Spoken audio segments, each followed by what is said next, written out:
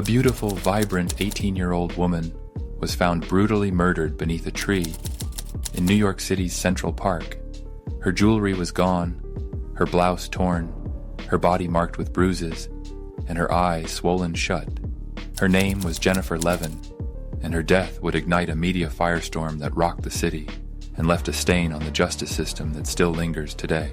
It was the early morning of August 26, 1986, when cyclist Pat Riley spotted what she thought was a sleeping woman under a tree near the Metropolitan Museum of Art. But something felt wrong. The woman's posture, the missing jewelry, the motionless body. This wasn't someone resting. It was Jennifer, lifeless and violently assaulted. Police arrived quickly, sealing off the park and launching an investigation that would pull back the curtain on the dark underbelly of New York's elite youth.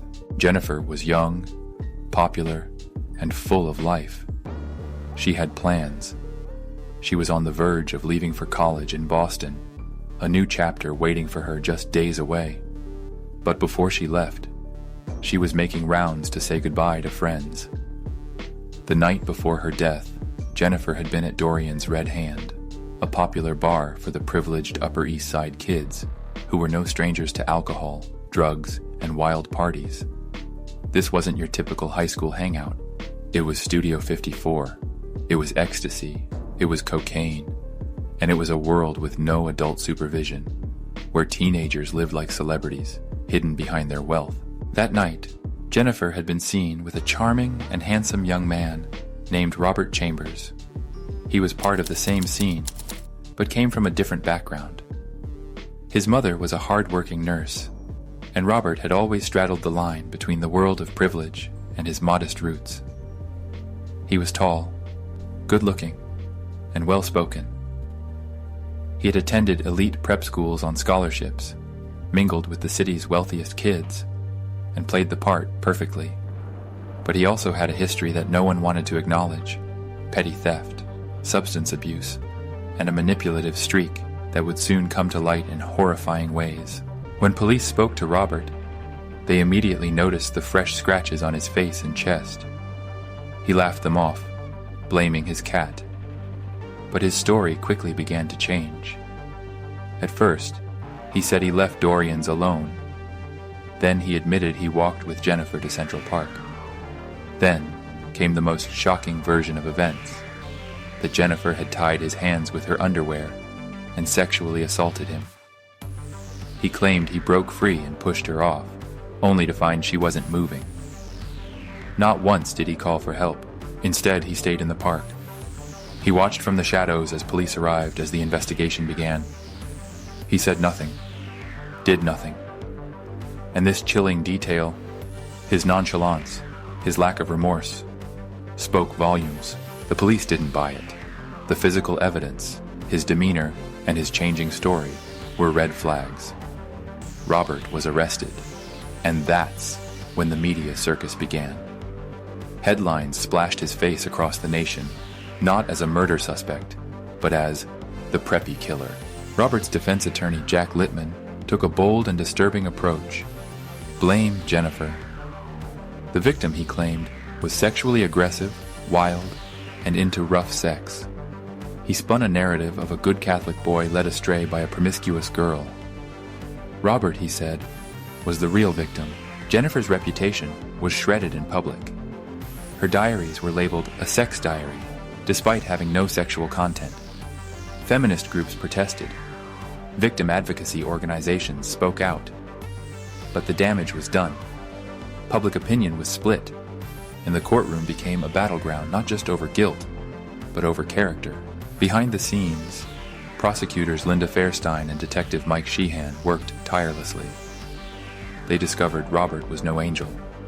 He had a serious cocaine addiction, had been in and out of rehab, and financed his habit through theft.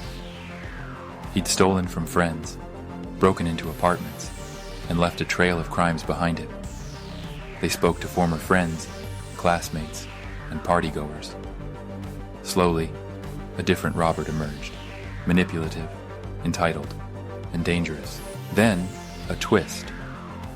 Robert's bail was posted with the help of his mother's wealthy connections and a shocking letter of support from none other than Archbishop Theodore McCarrick, a man who, decades later, would resign in disgrace amid accusations of sexual abuse. It turned out McCarrick was Robert's godfather. Released on bail, Robert gave a press conference where he feigned remorse. But the truth emerged in a videotape obtained by a tabloid journalist. In it, Robert was partying with half-dressed girls, mock-strangling a doll, and making jokes about murder. It was horrifying. But the trial had already moved forward. In court, Littman doubled down on victim blaming. Jennifer's family watched in agony as her character was attacked.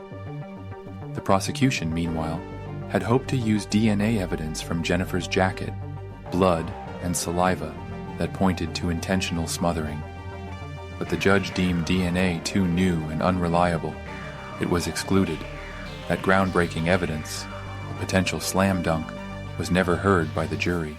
With no murder weapon, no DNA, and no mention of Jennifer's missing jewelry allowed, the prosecution was left with Robert's own confession, a version where he claimed Jennifer died during sex, not murder.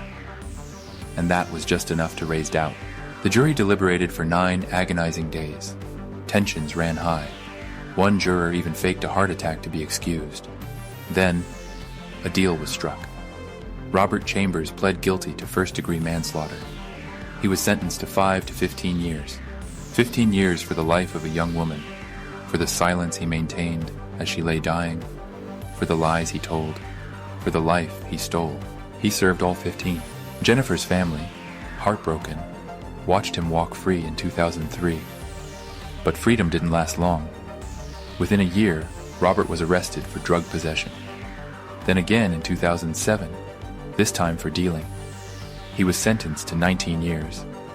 Ironically, he served more time for drugs than he did for taking Jennifer Levin's life. As of now, Robert Chambers remains incarcerated, but the stain of his actions goes far beyond prison walls. His case revealed how the media, wealth, and public perception can warp justice. It showcased how a victim can be blamed, humiliated, and forgotten, while the killer becomes a tabloid celebrity. Jennifer's mother, Ellen Levin, turned her grief into advocacy. She fought to expand rape shield laws, ensuring victims wouldn't suffer the same public character assassination her daughter did. She pushed forward 13 pieces of legislation in 10 years. Her strength honored Jennifer's memory in a way the courtroom never did. If you liked the video, please press the like button and subscribe, and check out other videos on our channel.